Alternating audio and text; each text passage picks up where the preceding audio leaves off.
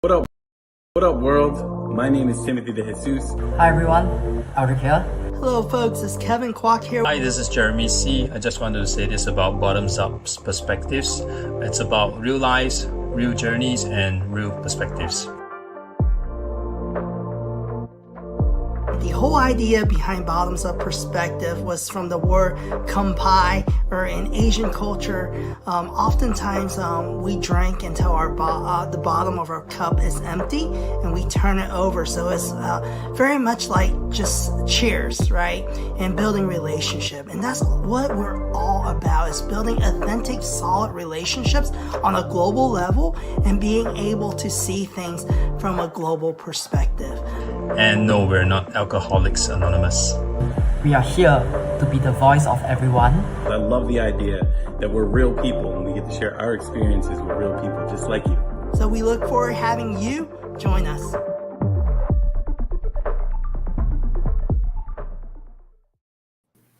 Hey, what's going on, LinkedIn, YouTube, Twitter, and Facebook? So we're everywhere tonight, and it's episode 35, and we could talk about financial health of your business. And we have Gavrielle Tran and also Frank Kinney with us, so we're super excited. So they've both been in the financial world, so I'm looking forward to learning a bit myself.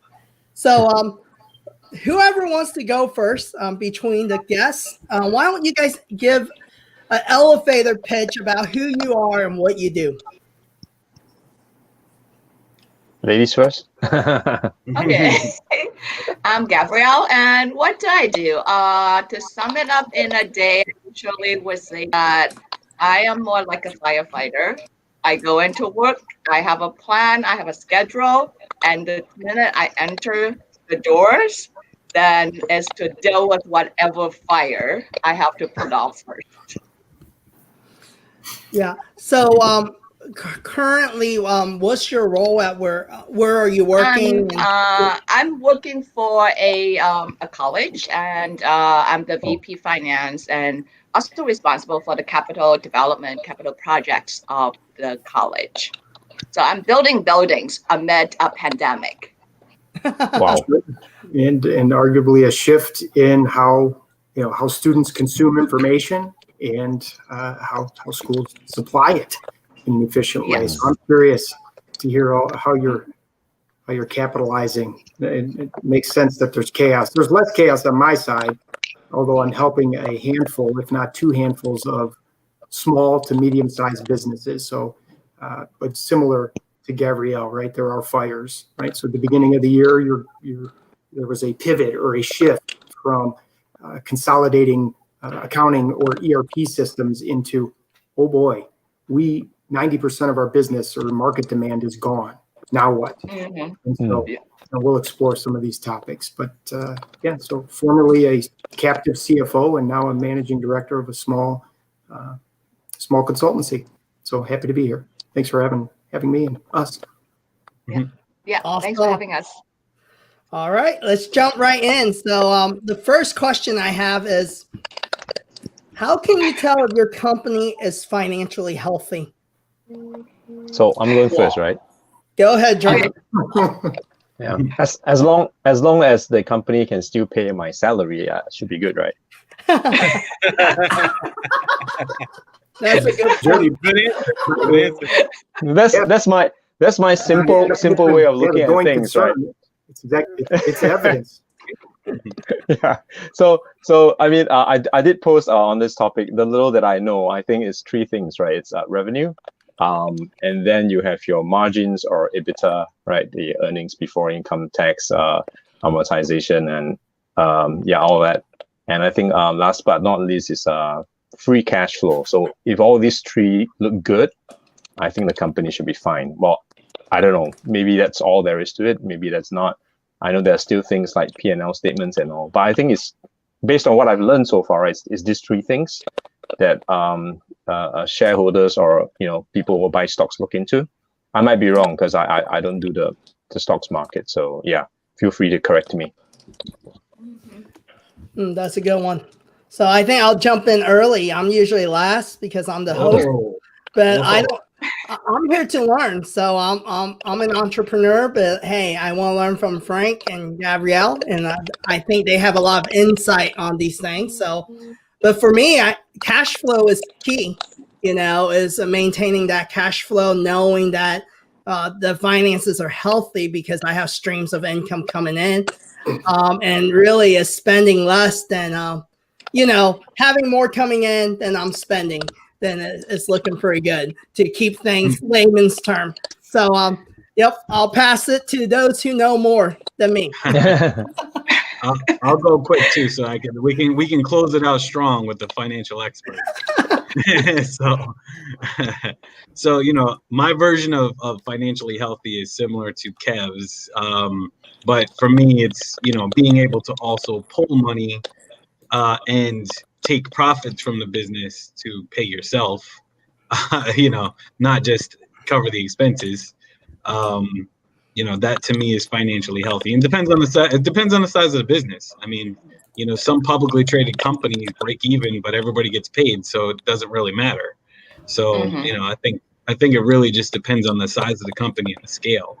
But for me as a solopreneur, my definition is similar to Kev's, but obviously I also want to make sure I'm making money too. That's how I live.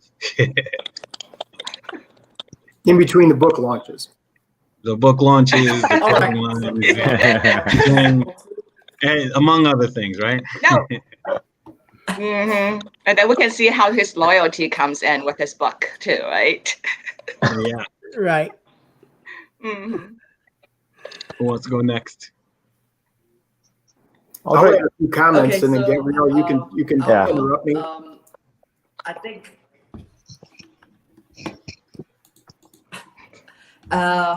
for me, I think it has to be contextual. So for two of the startups that I'm running, I look at cash flow. Whoa. Oh, we lost Albert. All right. You just have to disappear. He's about to give us the keys to the castle. He's run to his two startups. Eldrick doesn't like to talk about this topic. He should be the one that's most comfortable. I'm the one that's least comfortable. I guess one of you guys will have to go first. Oh, thanks. Oh, wait, did he just hop on? Yep, I think he's having some internet issues, maybe. Yeah, so Jeremy, I'll piggyback, I'll supplement how Jeremy was phrasing it with the P&L statements, right? And Gavrielle, you can interrupt me at any moment, right? I don't have a lot of pretense about me. So you have to look at the information in totality. So you look at the balance sheet and your P&L and the cash flow statement. You can't look at one without the other two. And so just on cash flow, because this is critically important now, as particularly here in Michigan, right? We're seeing cases increase, and there are some talks, even at the local and government at the state level, of perhaps another, in some form shutdown. And so that will have ramifications as to, okay, well, if we go to not just distancing, but actual shutdowns, how now do I next evolve amidst market demand or end demand just shutting down? And so with that, you look at liquidity, which is near term.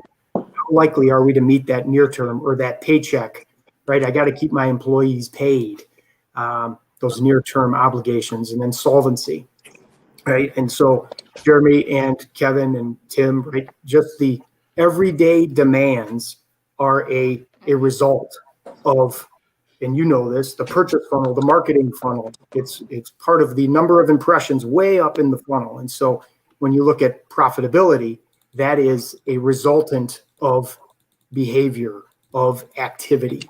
And so you have some of these benchmarks that you're driving toward. And so I will pause patiently for Gavrielle to take over. No, I think I'll piggyback on Frank. Yes, we can't just say one thing when we look at it as we have to look at it holistically. The overall, not only the P&L, the balance sheet, and also the cash flow. Yeah, we focus on the cash flow, but we also look at. For me, I go even further because I will see how much I have on. So even though I have revenue coming in, what is my AR? What is my age AR? What does it do? What do I ensure that I actually have the working capital, the real cash in the bank, so that the staff gets paid and vendors get paid? That's the other thing of it too. But then I also look at how do I get my customers to pay me as soon as possible. So that is some part of it, and the whole overall process. I'm really looking at I would look at the process and the system and the controlling of it too. So yeah, completely is an overall. It cannot be one angle.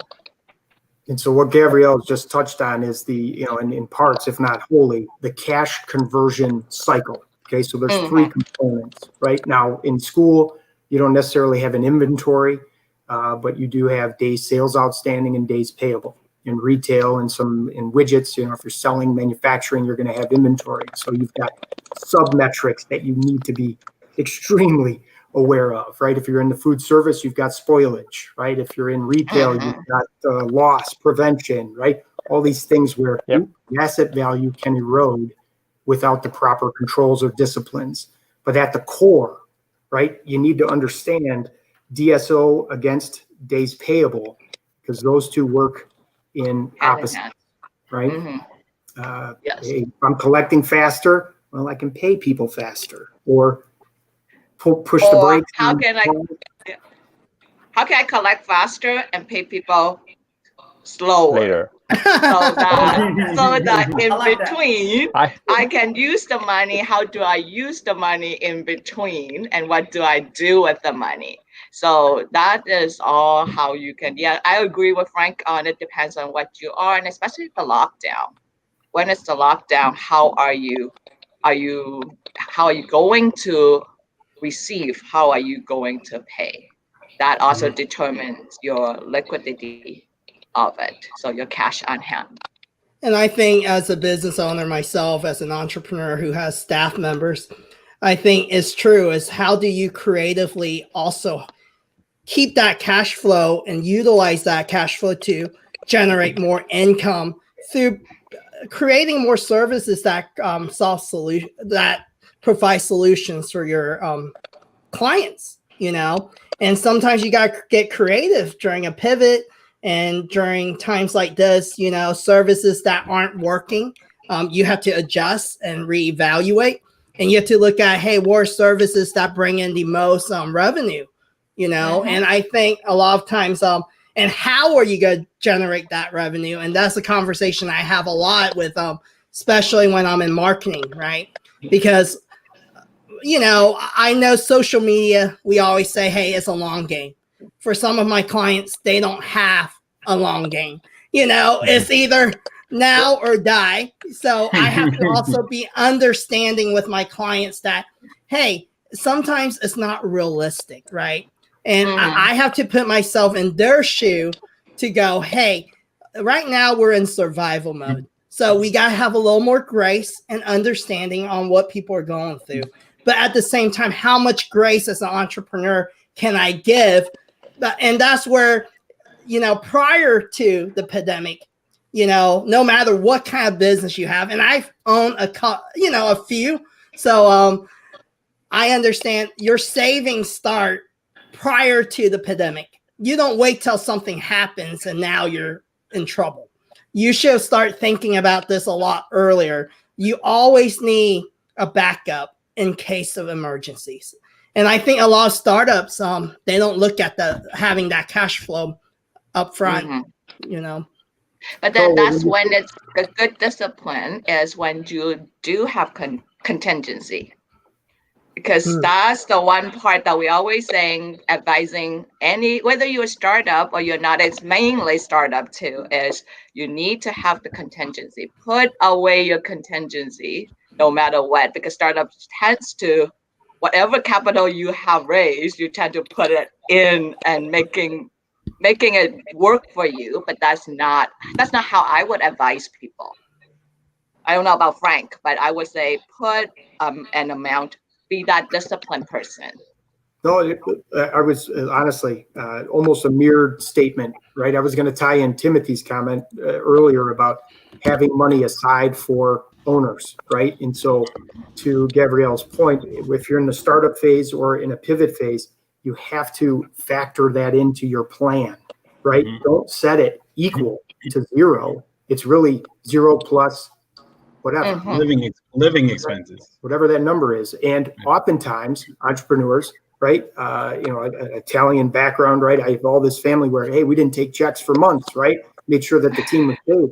But there's a lot of research and a lot of education that goes into these metrics that says they don't advise that approach. Build those contingencies in. Now, if the world, if you have the best suntan lotion, I heard this the other day, I said that you can't sell the best suntan lotion amidst a hurricane. You just can't, right? But know your leverage threshold, right? Because what do we know, right? What we learn is through school and through practice as a practitioner is that debt is an equity multiplier.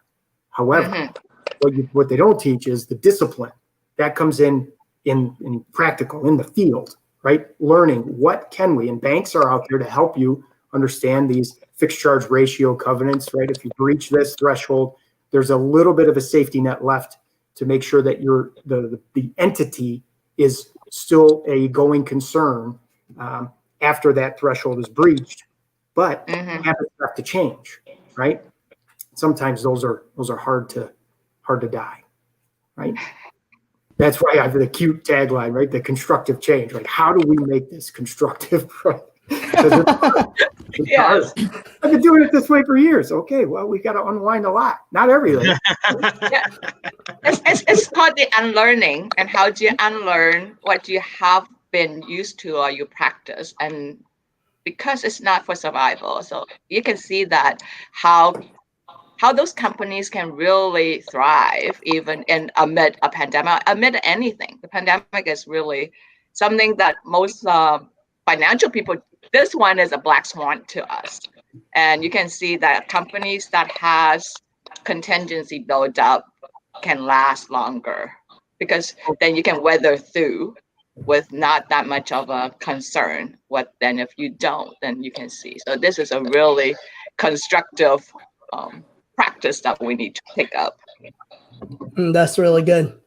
It's well said, right? Those folks that had that vision, right? And again, it's not about having a perfect vision. It's having a vision such that now you're not looking into an abyss. You're assessing the deviation. Yep. Right. And so just, Gavrielle is, challenged with, you have tuition, you have faculty, right? You have these very knowns, but the unknown is, okay, what is my in-person learning, spatial requirements? What does it do from a facilities management standpoint? It was security, right? Not to mention the PPE, right? And so not unlike a lot of universities, they're shifting. And actually the shift probably took place 5-8 years ago, but now it's really thrust upon them. And rather than taking a year-over-year budgeting approach, it's, hey, we got to decentralize this. Each of those schools are responsible for their own zero-balanced budget approach and prove what is it. But it goes to Gavrielle's point and to each of our points. Really, we touch on it, except Aldrich, we lost you in the middle of your speech. But I suspect it puts emphasis on what is our core strength, what is our mission, and how true have we been leading up to this point in time. It can be a pandemic, it can be a new opportunity. How far off are we from our core, right? That's good. Aldrich? Okay, I'll just go on 2 points. I think on businesses that we have financial statements that we can study, I think having a decent cash buffer is very important because this year has proven it to be so. I personally have private tuition agencies, so small scale compared to what the one that Gavrielle you're working with. It's just that when the pandemic hit, we have that cash buffer. So we flipped the business model. We went 80% physical, to 90% digital in 2 months. Mm-hmm. We shot the entire syllabus of all the subjects that we are teaching, and we put all our content online, pure subscription. And then that's for the delivery. When the children have questions, we have things like that. So we do Zoom, we put the most experienced lecturer out here, and we start answering. So question 1, what are your issues? Let's go through. So we flipped. That is for a more mature business model. And personally, for startups, for me, the startups that I'm involved in, one thing that's visible is cash, but we have to look at what is what can't be seen. So you can have the greatest venture tech ever, the greatest AI program ever, the greatest robotics product ever, but can the CEO and the CTO pitch for funding? If you can't, you're finished. Because for a startup, your cash is your lifeline. It is also the plumbings of your survival. So when I look at the scrubbed version of the numbers and I look at the cash burn, first thing, cash burn, how long can you last? So, if a startup that has all technical people, they'll be like, oh, we last forever. No. What I mean is, how much cash do you have until you go bankrupt, right? And then if they don't have that, if that is thin, it's fine. Because then if you don't have the cash, you need to rely on financing. Then how strong are you in your pitching? Now, that is never on the financial statements, but that's through your own due diligence, meeting with people, right? Because let's face it, financing is very important for a startup. And given record low interest rates this year, and in fact for the past decade, if you can't secure any form of funding from the bank, then the chances of getting a funding from an angel investor or venture capitalist is super low. The chances of survival for a startup is going to be super low. So basically, I look at 2 different things, but it has to be contextual. Yeah. That's why marketing is important, man. Well, you'll always have a job, Jeremy. Marketing, I do agree that marketing is important, but I think it's the mission, your core mission and your core vision. It touched on the point that Aldrich was talking. Can your CEO pitch that sell? Can you close it? Because if your mission is, the core mission is there and you're actually buying into it and you deeply believe it and it adds value, it shows that there's potential when you go out there and you pitch it. And that is the point. Marketing is essential in helping and the message, the everything. But then how does your CEO go out and pitch? And going along, your CEO and your CFO go out and what do you do? What kind of value can you show? All those, whether it's the bank or not, the point is, what do you put on the table? Yeah. That's good. And I think it's so true because even with marketing, right? Marketing's job is to carry that vision and that mission. So if what I've seen is a lot of organizations, when you're doing marketing for them, if they don't have a clear vision and mission, you can't help them because we're blinding marketing. So it's not clear. So it's really hard to arrive at a moving target destination. And I think that goes along with personal branding too, for those who are individuals. Who you are and what you represent is the core of your business. It's the value that you bring, right? So we have to have a clear vision of who we are and why we're valuable. If you're questioning your own value, how do you expect people to follow you and want to listen to you? So I think when you go for a pitch, that's so important in anything, even pitching to your clients for your service. So, yep, good stuff. So this leads to kind of our second question. Why is cash flow so important? Because, we all brought it up while we're talking. And, yeah. I'll go. Well, we need to pay Jeremy, right? Exactly. I think to answer this question from a simple, non-finance guy point of view, 2 aspects, right? in current times, cash flow is important just basically for survival, right? We see, I'm in retail. We see a lot of retailers, F&B businesses. They don't have that cash to tide them through, I don't know, 2 months, 3 months, 6 months of lockdown. They just don't have it. Nobody planned for that, right? It's always a very cash flow issue business for F&B especially. Ingredients and all that rental and all, and then you wait for customers to come, you get the intake, and that's it. You probably live from month to month, like most of us on paychecks, right? So it's for survival, for point number one, right? Cash flow survival. But in good times, I think having cash flow will help you be able to make investments. For example, if you look at bigger businesses, mergers and acquisitions, you have the cash flow. You can take the opportunity to buy up some strategic partners or certain technologies, take over some companies for patents and all that to help invest and grow even bigger. So I think just for these two reasons, based on good times and bad times, that's why cash flow is important. This is just my quick take on cash flow. Jeremy, you're spot on, right? It's adaptability, right? The less leverage we are, the more adaptive we can be. So then it becomes what's the runway that we're actually, how long is that runway? It's a nice, I like that phrasing, because sometimes you come in and it's, the runway is last week. Okay, well, we better, we better get on the horn with every party involved. If, anyhow, we'll talk about communication throughout this as well. But it just, for me, not being captive when you're coming into an assignment, it's really, are you dealing with in Gavrielle's terms, a fire, or is this more just smoke, right? Are the alarms going off, or is there really a blaze?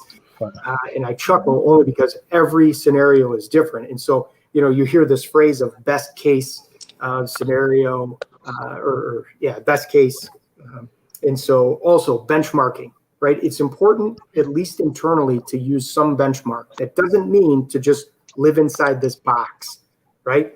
That isn't it. You don't curb innovation. You don't curb that gut feel. However, benchmarking and indexing is not a bad practice, right? For instance, if you're looking at your working capital and you notice that you're underperforming to the market by 30% or so, that in one respect or perspective is you're 30% less adaptive, right? And so if this storm comes on the negative side, on the negative reinforcer side, when the storm comes, you're less likely to recover unless you change behavior faster and you're able to recover faster. Yeah. On the positive reinforcer side, as Jeremy touched on, what CapEx opportunities are we missing out on these unique promos, on these unique purchases that we just don't have the ability, because every morsel is already spoken for 2 or 3 times over, right? And so then that becomes, well, what is our core mission, right? Why are we doing stuff that's incongruent with what we say it's tied to our going concern, right? Anyhow, so your point is spot on. Thank you. Yeah, I think it honestly just speaks to survival in a lot of ways. Because without cash flow, you can only fool yourself for so long. Eventually, the bills are going to catch up to you. Just the bottom line. So, just from a pure economics perspective, it's just math at that point, right? If you have working capital and you have enough to pay the bills and continue on for a few months, you can survive and weather a storm. If you don't have working capital, the minute excuse my language, the shit hits the fan, what's next? That's it. You're staring down the barrel of the gun. So I think cash flow, just from a pure survivability perspective, is I think it's paramount. So that's why I think it's so important. That's good. Yeah, actually, Tim, you have to hit on it too. It's for survival. It's critical, and it's your lifeline. Is when you look at it, if you don't have it, you not only that you miss, like Jeremy said that, and I just don't have to expand it on that, but then you miss the opportunity not only for your growth, but you also miss the opportunity that you can attract investors, you can attract other capital ventures coming in because of your healthy and your your financial health is good, then people are willing to, because they see that not only you have the cash, but you actually are disciplined and your core mission is not missed there. You can actually push it further for the growth part of it. So how you manage your cash flow really reflect on how disciplined you are and how close are you to your core mission. Well said. Should I go? Go ahead, Um, Aldrich. Yeah. I always say that there's three forms of financing for a company. You either sell your equity, but that's usually very painful because most startups they do that. So in order to get funding and they can't get any form of loans from VCs, angels, or banks, either that or they get sky high interest rates because their business is still risky. They choose to sell the equity. So selling equity is one that's very expensive because you basically just take off a piece of you. The other one is if you can secure loans, that's good. The third form, which is the best one and the organic one, is through your sales revenue, which is your cash flow. So if you have very, very strong sales revenue, you basically can do a lot of good things for your company. So imagine that you have very strong cash flow. Some of it goes into your cash buffer, which you can then subsequently deploy to build to capex into your assets that you build or you can acquire. So when you do that, either you do that or you just leave the cash in the bank, your book value increases, your debt to equity ratio tilts to your favor. So when your debt to equity ratio tilts to your favor, guess what? Financing from external parties become a lot easier again because then you have a good show. My result slips are good. Hey, so, and it proves that the business model that I'm in or what I'm doing here today is viable. So if there's no ongoing concern, so go ahead and audit my business models, my process, and my financial statements. So that's what I think. I think with a very strong and healthy cash flows, it gives a lot of opportunities. Second thing, survival. I think a lot of small and medium enterprises this year, when they have strong cash flows, they can survive the storm. And they are not susceptible to external sources. Like, oh, I'm dying, I better go borrow. But if you don't have that ability to either pitch or you don't have that credit rating that is good, in truth, governments and central banks can print trillions, but it's really up to the banks to say, I'm going to lend you or I'm not going to lend you. So there's still this disconnect, so to speak. So I think cash flow is very important to the company. It drives a lot of things, fundamentally survival. And then in terms of first world considerations, it would be to grow the business. And the way in which the business can grow from a financial standpoint is how do we grow the book value? If we look pure numbers, the book value, are we growing the book value? If we are not, then I guess we need some form of just looking at the strategy again, like how we're doing and what we can do better. That's what I think about cash flow. Strategy. No, and it's look, the strategy, the investment of that dollar, right? So I think the aggregate equation is return on invested capital has to be greater than the WACC, right? As you touch on, right? It is how many subsets of investments are we making? We've got 40 products. We've got 8 divisions, right? Gavrielle has, I don't know how many schools, right? They have 5 different schools touching on 13,000, 18, 20,000 students, right? Of which maybe we're going to see, the attrition, right, in one school, but they have the highest. It's all our PhDs, right? It's a heavier concentration of salary. It's a function of all of the collective net present values of all those monies generating that free cash flow. So back to the comment on the startup, right? If you think of how you phrased it, Aldrich, it comes back to that discipline. Because in the startup mode, let's say you're building a widget or you're building a tech, right? If at month 8, you have a full-blown user interface, user interface, and the wireframe, all that background is done, and you're now ready to put it out there, right? However, you've invested 2 years, a year in the tech, and you've still not been able, you're at commercial viability, right? But because you've been so tech rich, I've not been out there introducing myself. So I have very little impressions on the best tool, right? And so it's, okay, well, now I need another 4 months to educate people on how great this tool is. That in and of itself can garner, right? If the tech is commercially viable, it can garner some funding, right? To give you that prime, to prime the pump. But you're not wrong in that until such time that you're able to close 2 or 3 clients to show the efficacy, right? To show the discipline, the operating efficiency of the team. Yeah, I mean, it's a hurdle. It's a known hurdle. But you know enough of the next 8 months of what you're forecasting to it's not a story. It's actually, you're foretelling the future, right? That's good. If the CEO can't envision that clearly or with passion, that's why the single largest contributor to why a VC firm will invest is the management team. Is there a belief structure, right? The data is one thing, but hey, if you don't have that fundamental belief system in the team, it's a steeper climb. That's so good. Guys, if I may sidetrack a little bit, because what Gavrielle said earlier about getting payment first and paying your suppliers later.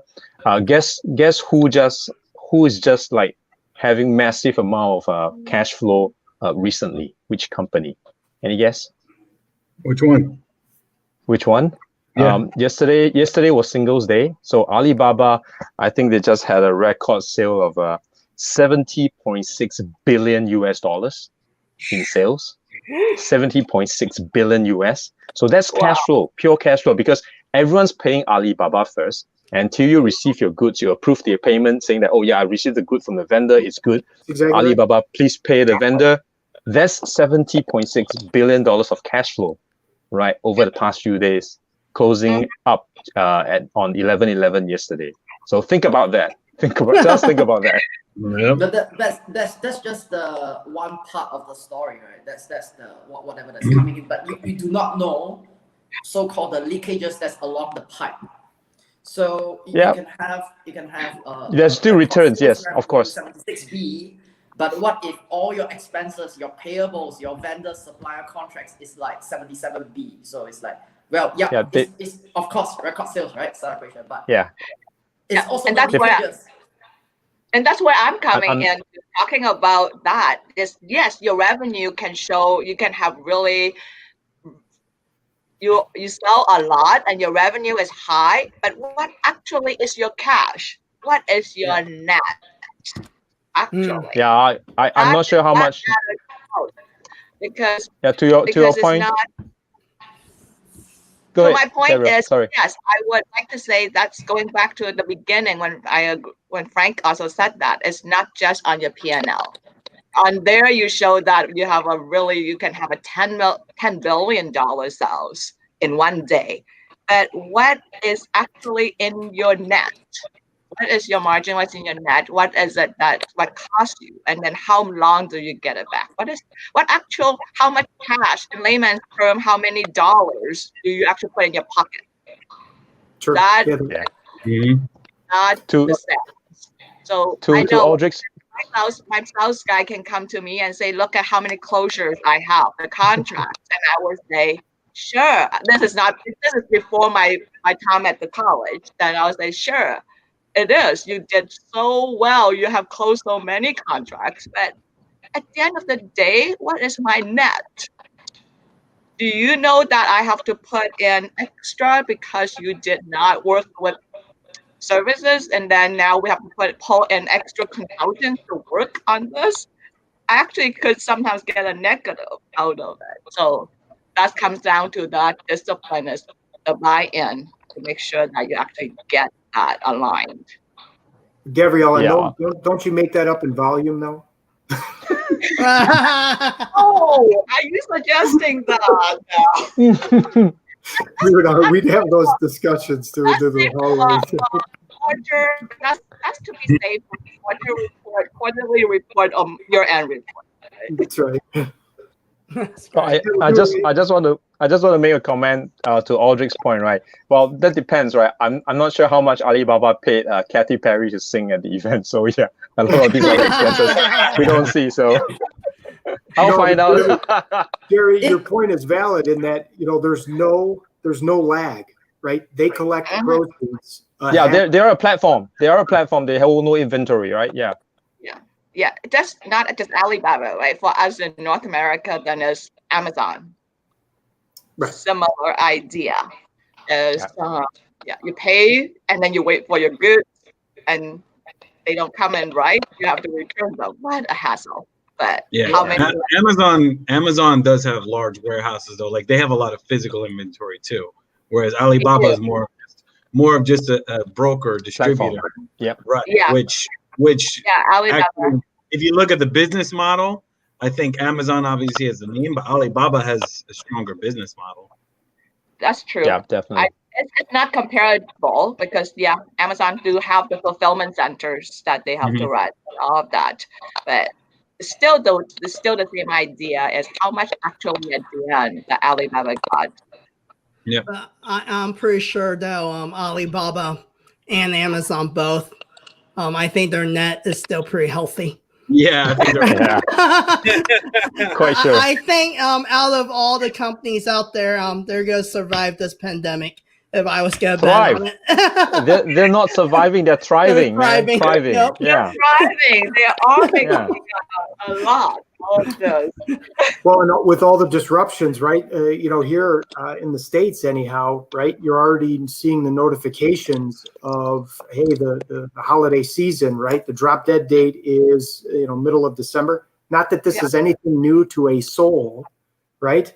The calendar. I don't know. We've been staring at it for years, right?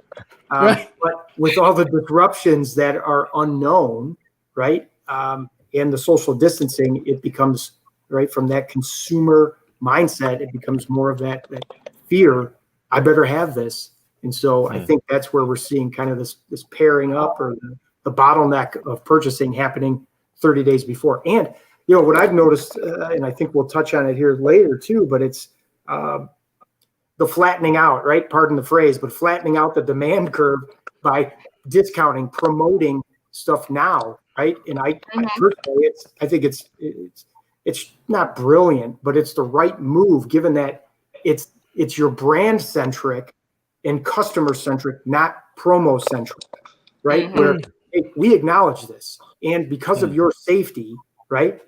We're doing this now. We're allowing these discounts sooner and over a longer period of time to make up for, I don't believe we're going to see a lot of malls even open or stores open the day after Thanksgiving, which will be, personally, I'm a fan of it, right? Just overconsume, but that's part of the whole thing, right? I mean, the whole system is built on consumption, right? Let's not mistake that, right? Yeah.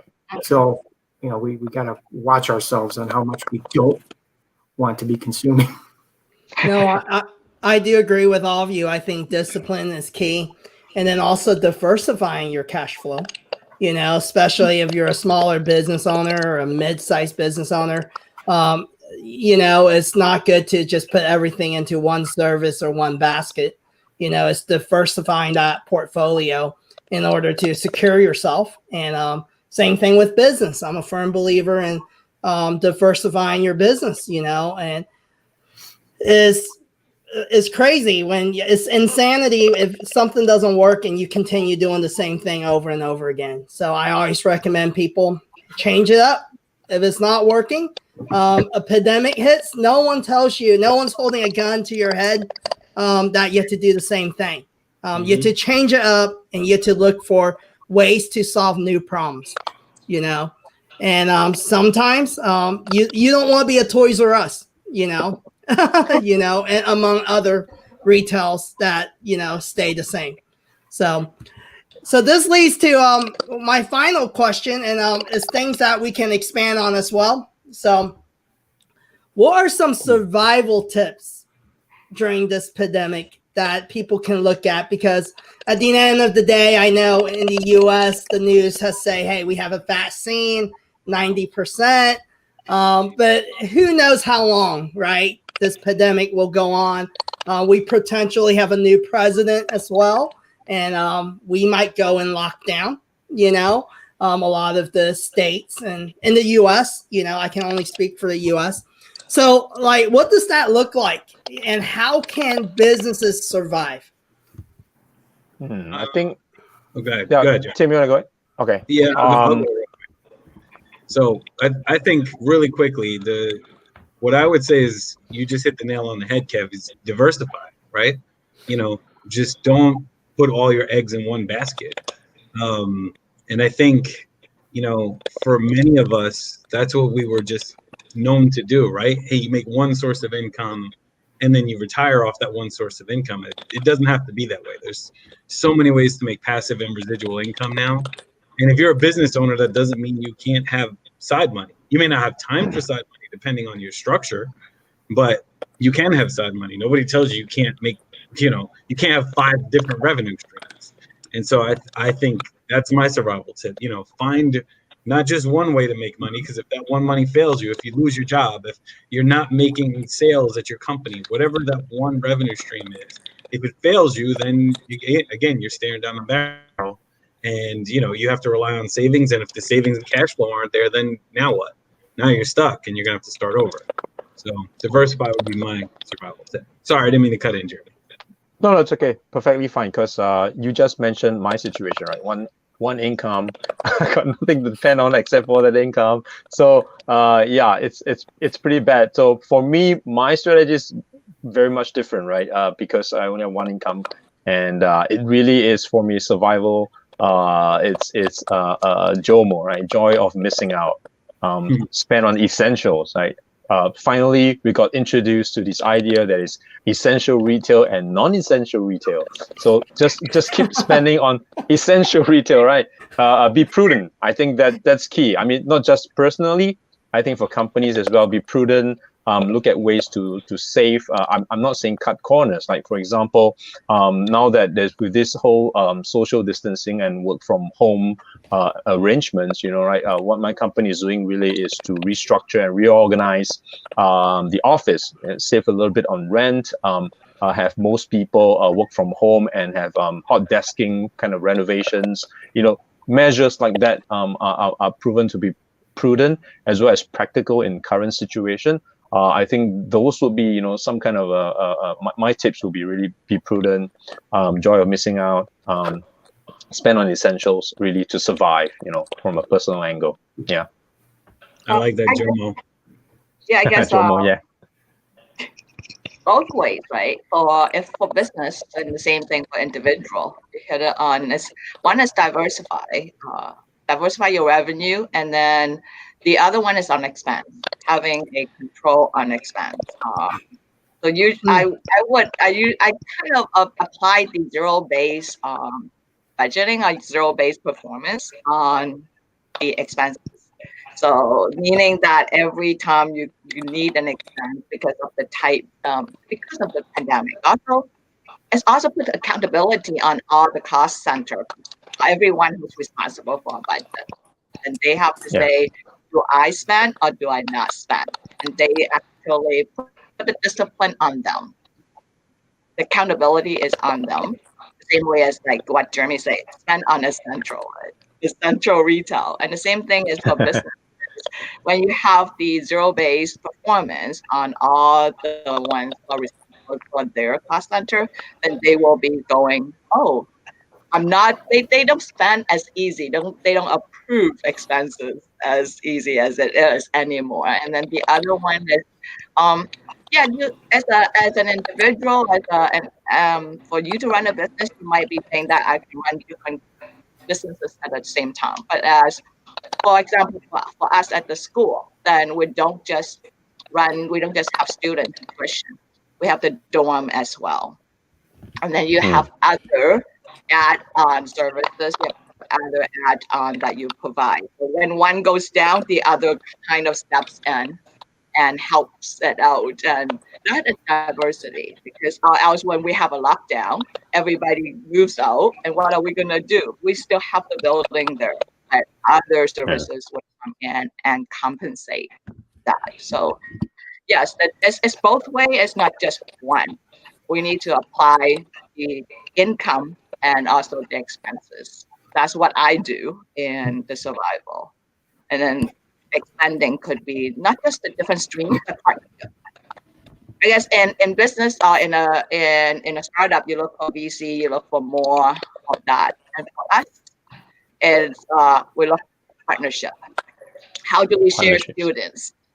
How do we share students with different back transfer credits? Like, okay, if you have your students here, you transfer the credit, how do we work on that? And that is partnership that we work on. It can be a win-win situation as we're not competitors.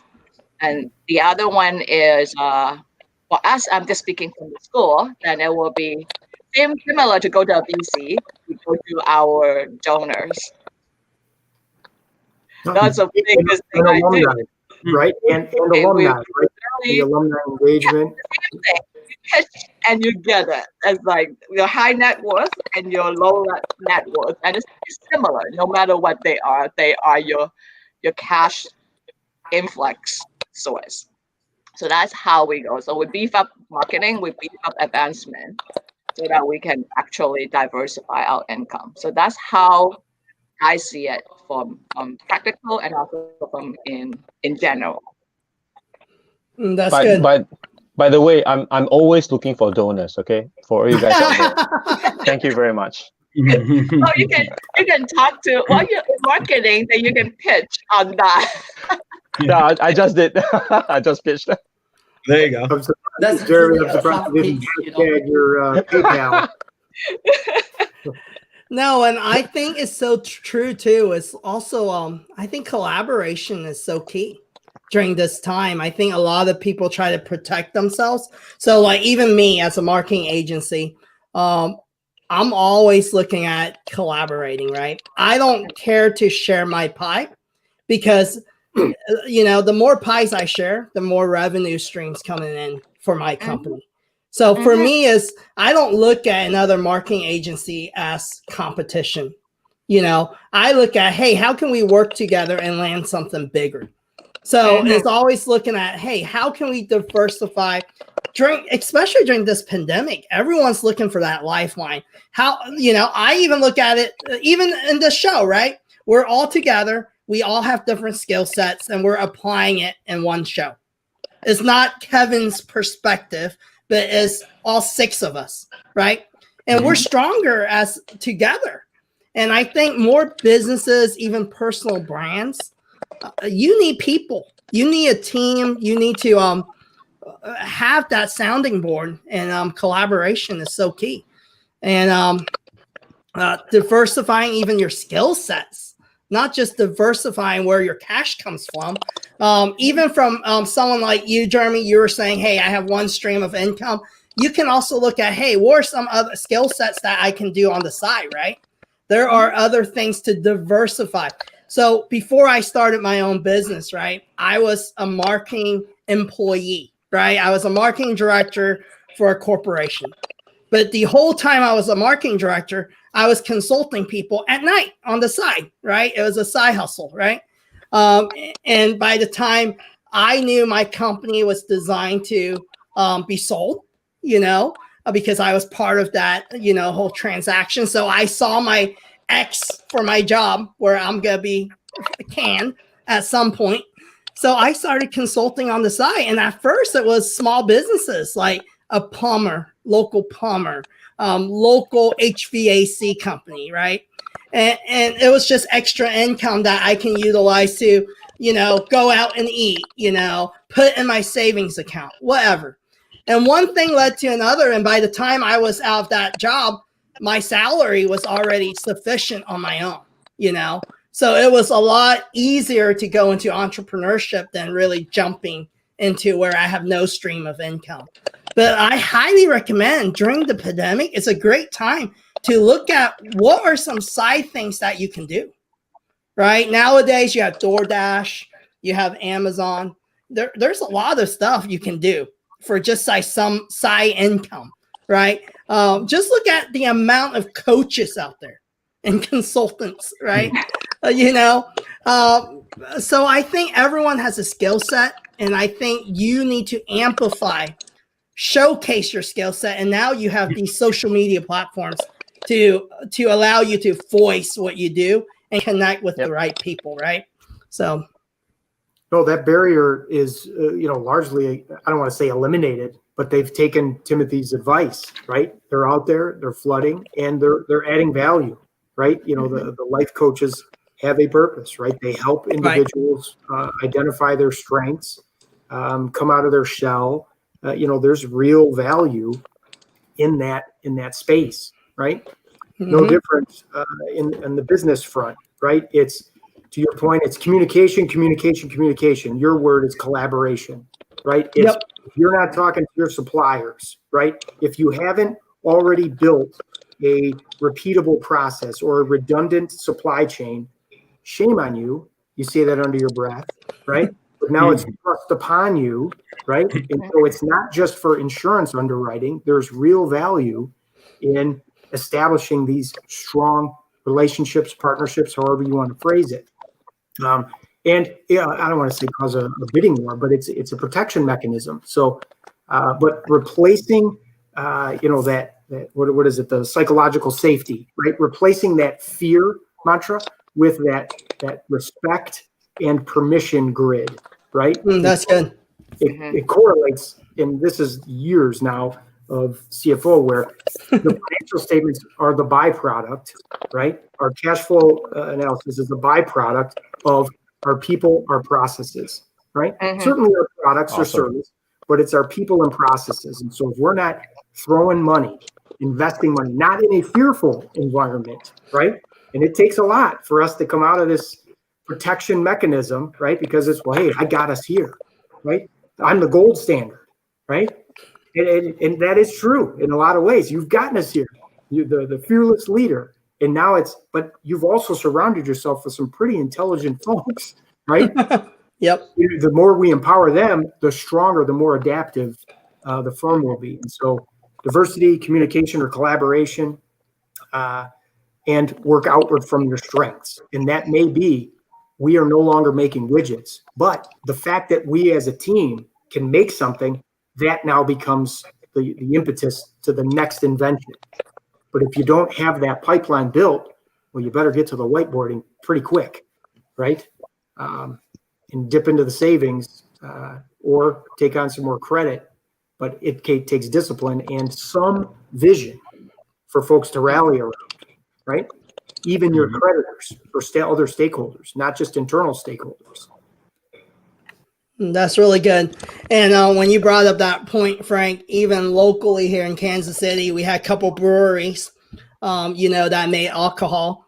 And during the pandemic, when it just happened, they pivoted and they started doing hand sanitizers, and same thing, you start seeing brands like Nike and, Under Armour, and they're creating masks, so I think that is diversifying what you're doing, Yeah, you just have to pivot on what you do, just like what Aldrich said, right? One of his the school for the kids, you go online from physical to online. So it is how ready are you? And that is the point, is how in tune are you to the future? So that takes a bit of a visionary, but more than just in that visionary. You will have to always thinking about it as a CFO. You always think about what would it be like for your company. It would be like 5 years, 10 years, 20 years. So you start planning for it, but not doing a yearly budget, an annual budget, or an annual. We usually was strategically planning for 5 years, 10 years down the road, and whether we are ready. And that is incorporate of the collaboration or the communication. How do you tell the story? And we can say pitching, or how do you tell your story? So that is the same thing for I can talk about about the school, but it also talk about the previous company I worked for too, is whether we're ready. So you will be thinking about that. Then pivoting is a lot easier. Think about how many companies in March, when the lockdown started and everybody had to go work from home, how many of them did not go just saying overnight, tell the staff to say, go work from home? How many of them they will plan well? So it's the people, the process, and the system. You need to have the system in place. My company, we were just saying that when we were told that is we have to work from home, everybody just grabbed their device and disappear. We didn't have to do anything at all. So that was the case of it. So yeah, people process, you have it in place, you have the system in place. No matter what comes, what curveball throw your way, you can adapt to it easier with that. Hey, Kevin, I hope the breweries you talked about, right, they rebranded the hand sanitizers, because I'll be worried if people started drinking hand sanitizers. That's awesome. Jeremy. Hey, now there's a good marketing. You can also drink your sanitizer and use it for your hand. We can pitch that to VCs. Actually, up here, Some of them, no, it's true. Some of them, go ahead. Frank, go ahead, Frank. Oh no, some of them they weren't federally sanctioned because the alcohol content, they couldn't get it high enough, and so actually, Jeremy, some of it I think you could still actually consume some of the earliest iterations. Oh my gosh. We'll let you test that out, Jeremy. No, thanks. That was what I was going to say, because here we have a lot of brewery, large, micro, we have a lot of brewery, and a lot of them actually pivot as well. And yes, they didn't meet the federal standard, so it was a recall of that. Oh my gosh. Mm-hmm. But I think it's kind of neat too. During this pandemic, I mean, you can learn a lot because just watching even bigger brands, it's kind of interesting watching the amount of businesses that pivot and what they're doing now versus back in March. You know, and even like live streaming, the amount of live shows are out there. I remember I was one of the early ones that got LinkedIn Live. And before it was just me and one other show, I think. And now I'm like, there's like 30 different shows I can hop on, you know? And it's funny too. I think back in, you know, last year, I was pitching the idea of getting my clients to do Zoom calls, and they still want these conference call meetings. And now they're all like, hey, why don't we hop on Zoom? They don't want to see you. You know, it's so true, because for colleges, with faculty members, they have a set way of doing things. So they believe that when they lecture, it's lecture in person. That's how students learn. That's the interpersonal connection and whatnot. So the pandemic actually forced them out of the comfort zone. So all these professors, first of all, they were saying, no, I can't deliver. I can't deliver my lecture. But what are you going to do? You have to, because all the schools closed down. What are you going to do? You have to learn. And many of them are not tech savvy, but yet they adapt. And you can see that when we're forced into a situation, then how resilient you are, how adaptive you are.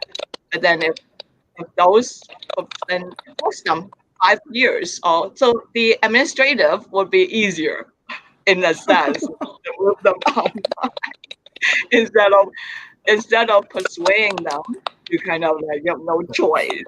You either teach or you don't teach. Your unemployment. No.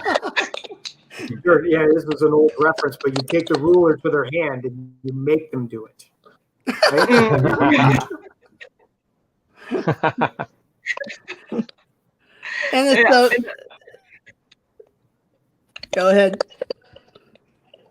No, go ahead.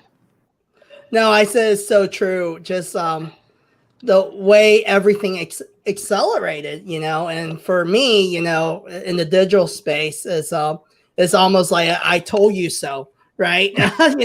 2 years ago, it's like, hey, I've been telling you this year after year, the people that have been building, hey, let's build your LinkedIn, or hey, let's build your personal brand. Back then people were like, you're crazy. Why would I build my personal brand? I'm already a CEO. I don't need to build a personal brand. And now they're all like, hey, Kevin, how do I do Zoom videos? How do I do this and that? And now everyone's interested. And I'm like, well, you're a little late to the game, because it's a lot harder now, because now everyone out of nowhere came out of the woods and everyone's on these platforms. And you guys we all are experiencing it since we are on LinkedIn and Facebook and Twitter. Engagement has gone way down, but it's the life cycle of these tools. When you have an influx of people going on these platforms, all of a sudden your engagement is going to go down, and everyone act like, oh, they're all surprised, why is it down? And I'm like, it's the natural life cycle of social media platforms. The more influx of people, engagement goes down. Now you got to be more creative. How am I going to deliver my content? How do I write better content? How do I produce better videos? What's outside the box to catch people's attention? And I think same thing with a university, right? I think the challenge is, how can we as a university be different to draw the students, and organization have to look at change management as a whole, right? How do we get the employees to adapt and also be active on their own to amplify your brand? In the past, it was more, hey, let's people like the faculty or the leadership of an organization, they need to be active on social media. Now the big thing is, everyone, you need to get your employees to be active, in pitching your brand. And then so it goes back to now culture is important. Used to employees go to an 8 to 5 job and that's all they expect of you. Now the big thing is, how can I get my employees to talk about where they work, and amplify that engagement, so much things are changing. And and it took a pandemic to do it, right? Well, it really thrust it. Oh, sorry.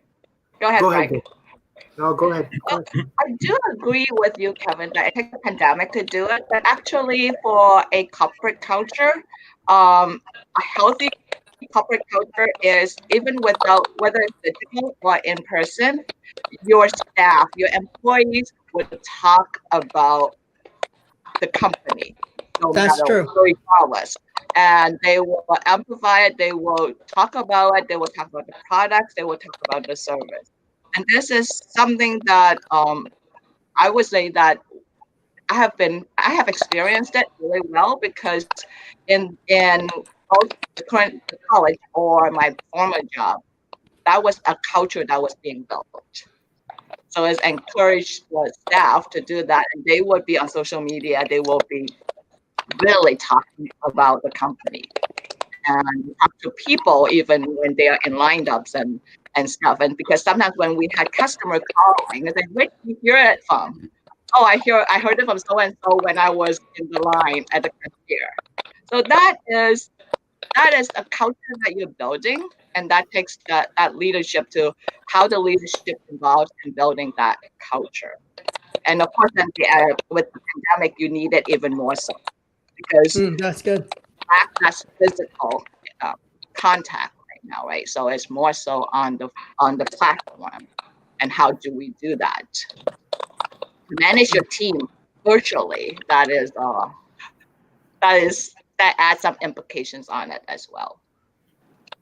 No, engagement, right, can't necessarily be forced, right? You can rally, any one of us can rally around one event or one project, but it's that Therefore, we can be,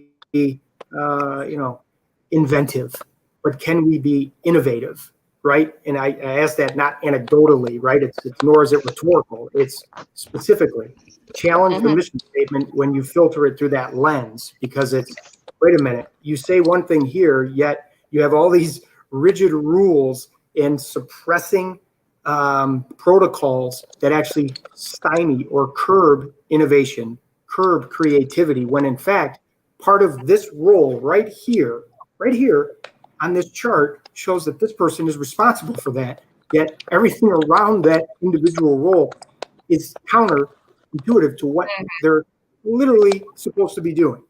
And so just furthermore, that culture, the pandemic puts strain. It's like I think I used this in one of my discussions, I can't remember when, but it's like a newfound bag of money, right? A pandemic is like a newfound bag of money, wherein it's either going to make things tremendously worse, or it's just going to get added to a good environment, right? And it's gonna, maybe we're not going to walk in stride, but it's not going to, we're not going to get shifted structurally off of our foundation, right? And so, and Gavrielle said it's that leadership center, right? That's good. That people gravitate towards. And it touches on Aldrich's too, right? Hey, if the CEO isn't driving the message, right, both in words and in actions, well, it's time to pivot. Yeah, I agree with Frank. It's like if you walk the talk, that leadership really walk the talk and actually demonstrating that your vision and your mission, and that speaks volume. And then you draw people to that.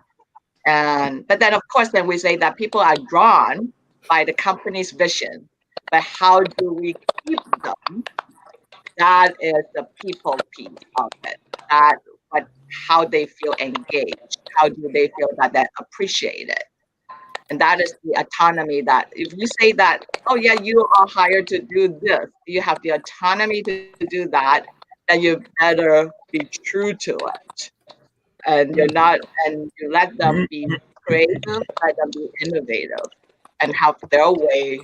And you'll be so surprised when they come back to you. That's what I can say. Let them have their way within that parameter. It's amazing to get the results. And I think in today's day and age, things are definitely changing too. I think used to be it's like, hey, the company drives the vision, but nowadays I think it's more the people drive the vision. And we're all in the people business. I mean, just for example, all these social media platforms is relationship platforms. That's all it is. It's not a lead gen. It's not a sales platform. It's a relationship platform. And it's like, how do you create solid relationships to amplify your vision, right? When I post on social media, I'm amplifying Kevin Kwok's vision on my personal brand. It's not really J29's vision. J29 does a little on social media, but I would say as a company as a whole, we have other things that support ourselves and different things. But at the end of the day, my vision is much stronger on the social media platforms than my company's is, So I think nowadays you have social media, you have these digital things that you have to look at. So even as a company, you have to look at how do we drive our vision as a brand, but then how does our people drive the vision too? Because I think it's all about people want to follow authentic brands. People stand by Nike, for example, or Starbucks because of the values they stand by, right? Either good or bad, right? So.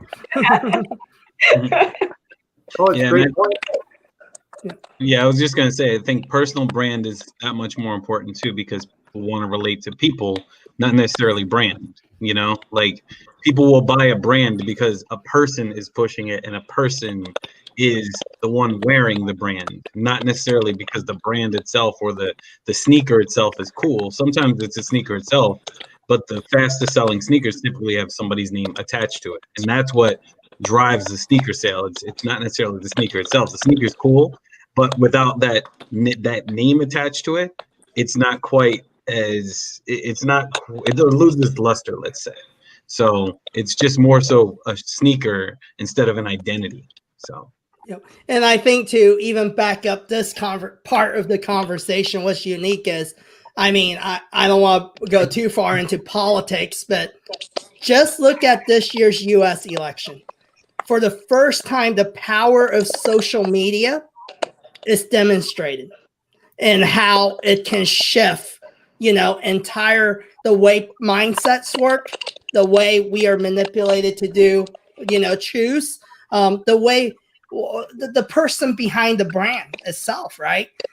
Is powerful stuff. And, people don't think about it. Everything's shifting towards these digital tools and the power it has, in not even just marketing, but in everything, our day to day. And when we talk about survival tips, right, during a pandemic, we have to look at what can you do now for tomorrow, not just what you're doing today. So, yep. Well, Kevin, on the former point where you were touching on, I will just add one. Go ahead, Old. Go ahead. Okay. I was just saying that in terms of survival tips for this pandemic, I think individually and for businesses, it could be the same. And let's talk about individuals, right? If we talk about financial survival, a lot of us, we are primed to think about the expenses for that month. I think that is the wrong perspective to have. You need to look at the contracts you have where you are paying the counterparty every month. Mm-hmm. For instance, your mortgage, your car loans. How much is it? Do you still have $500,000 of mortgage to go? If you do, your financial planning should be $500,000, not 500 monthly repayments. Because if you only focus on 500 monthly repayments, you are fooled to think I only need to look for a 9-to-5 that pays me $550 and I'm good and I can be at home playing mobile games. Mm-hmm. That's not the way to do financial planning. You should look at all your subscriptions, all your contracts. How much is it? And then cover that as fast as possible. As fast as possible. So how do you raise through this is your earning prowess. If you only want to work 10 hours a day, can you increase your earnings by 2x, 3x, and 4x? So when it comes to a startup or a business, don't spend too much time on perfecting a product or an innovation. Think how fast we can get to the market. What's that small thing that we can push out as soon as possible? Every increment counts. I think that is the way to survive in the environment today. It's just my view. How fast can we get to the market for our business? And how fast we can pay off all those contracts to counterparties that we have, business or individuals. So this is just my wrap up on this question. Go ahead, Frank. It's your commentary is brilliant in that the entire consumer model, right, unless it is shifted from each household, is just focusing on the P&L, cover my current costs and just get through with no attention to the personal net worth equation, almost at all, right? You look at the way mortgages are structured, car buying, everything is based on what can you afford? Well, that's the wrong question, because you got to go up 2 levels just as you've prescribed, right? Look at the total picture before making a purchase decision in this period, right? We easily spend $1,200 a year on Starbucks before the pandemic, right? We easily spend money on bottles of wine, et cetera, because it fits within the monthly budget. but we've already accepted, right, the several $100,000 worth of mortgage interest that we're going to pay over the lifetime of the mortgage. It didn't even come into the equation, right? It didn't even come into the equation. We just accept it, right? So unless, of course, we shift that mindset and justify the expense, like Gavrielle said, justify that off to purchase, right? Whoever's responsible, you start with zero. You don't start with 80 grand. You don't start with X. You start with zero. Tell me, what are we getting here? What are we getting here, right? And these are things. So patterns of, history doesn't repeat itself, right? Patterns of human behavior repeat themselves. And so it's up to us to pass this knowledge on, right? And so I always ask people around me, it's like, who are you bringing along with you? Who, right? It's up to us. We can change it individually, right? Good. It's not beyond us, right? So back to the culture, Kevin, and then I'll shut up for a minute. It's when you look at the European businesses pulled the U.S. businesses from that corporate-centric mindset to a more stakeholder-centric mindset. And you're seeing this homogenized kind of evolution over the past 20 years, right? Europe is talking about going net green by, I think, this year, zero net, carbon out of the, but they were talking about it 20 years ago. And again, this isn't a political stance. It's more of a corporate social responsibility and it's continuing to evolve, right? Not out of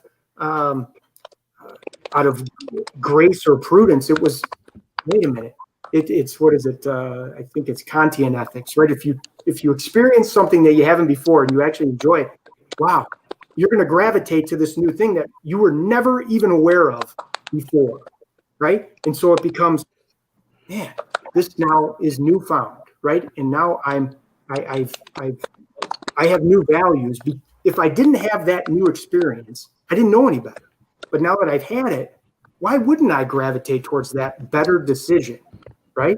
And so it's increasing awareness, but you have to have a receptive party, right? And so then it becomes, all right, how do we change this behavior, right? All right, I'll be quiet. No, that's good. Yes, I think. No, I think a lot there. Just building on. Oh, sorry. Go ahead, Tim. No, I was done. I just said, wow, we covered a lot. Yeah, no, it's that habit, and you I think building on Audrey's point too. Yes, many of us are not, and that's what happened, I guess, in the States when you have that financial issue with all the mortgages, because just go and buy the house and get on the mortgage, and you're able to pay for it, but boom. What happened when you cannot pay for it? Then you have foreclosure and you have all these financial issues. And that's kind of like an encouraged consumption. We're talking about now essential and non-essential retail, but it's many of that. That creates a culture in our society, in our community. And then individually and corporately, we have to be really careful on that. But that discipline of it. I another post on LinkedIn saying that, the big sale is coming on. How many of you would hop online and get it? And I said, I'm sorry, call me mental, but I'm not. Because I only purchase if it's needed. Going back to that zero base, right? So that is the culture. And then also planning. How many of us, if you are investing in your stock or in the company, are you looking at the P&L, or are you looking actually at the debt, the net equity? Or even for me, is if I'm joining a company, during the process, being an accountant, I would ask for the financial statement before I can actually decide if I want to join the company. I want to see that discipline is what is your net equity when I join in. Then I know your management style. I know your culture.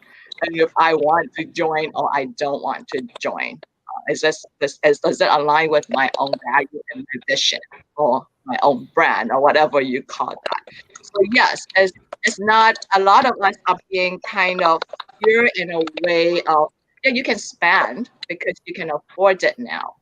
But no, what is your net equity at the end of the good. day? That's good. Gavrielle So, just want to join the company and then sit with Jeremy and tell him this is his final paycheck. That's a great idea. Gavrielle, I agree with you. It's spot on. I mean, that's brilliant. It's spot on. Your commentary is spot on. It's 100% true. No, but I think, Frank, you know what? We can kind of force Jeremy to go out and start building his donor list. Donor list. I might have to sell my kidneys. No, this is great. Well, Frank and Gavrielle, how can our audience here follow you guys? Are you both mainly on LinkedIn, or are you guys on other social platforms? What's the best way to connect? Go ahead first, Mike. No, thank you, Gavrielle. So yeah, LinkedIn is, I have periodic posts again, as I've my discipline is adding to my library where it's helping folks predominantly in that operational efficiency. And so you'll hear posts on demystifying fear, courage, instilling, empowering your team. Because at the end of the day, it is rallying your team that will produce better and greater financial results. So constructive change is my hashtag on LinkedIn, but for the most part, just kinneycapital.com. Thank you. Awesome. Thank you. Thank you, Gavrielle. Okay. Yeah, because for me, it's simple. It's on LinkedIn. I'm also open to anybody who wants to connect, and also to like what Frank said, to empower, and how to we empower the people and really fine tune the process.